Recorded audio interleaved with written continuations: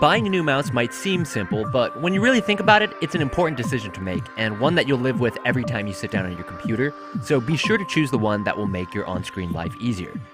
How do you do that? Well, the first thing to look at is shape and design. And start with whether you need a full-size desktop mouse or a mobile model.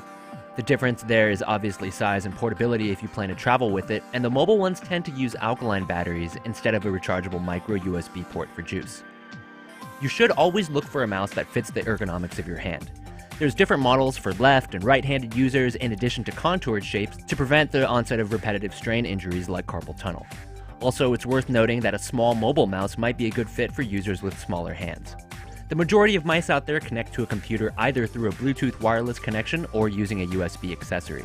You should probably stay away from the latter if you're prone to losing small parts, but just know that you'll be missing out on special features like Logitech's unifying receiver.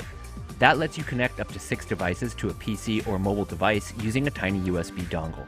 Alright, so let's talk about buttons.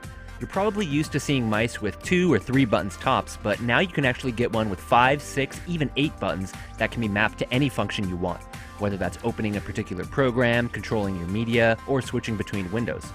Those shortcuts can really help you out with your productivity too, and once you grow accustomed to using them throughout the day, you'll probably be hooked forever.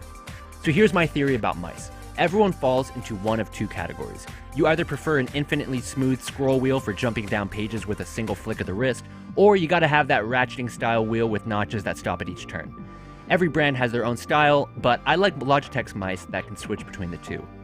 Remember the dust ball that would inevitably build up inside those old mechanical mice? Well, those days are gone, and laser tracking technology has come a long way, enhancing precision movements and allowing for smooth mousing across different surfaces like wood, glass, and even your own skin if you're in a bind. Finally, your options can expand even further if you want extra stuff like touch-sensitive gestures, flashing lights, or enhancements for gaming. Now, the price for the fancier models can reach upwards of $100, but you don't have to spend a lot to get a great mouse that works for you. Start by checking off the features you need first, then decide which ones are worth paying extra.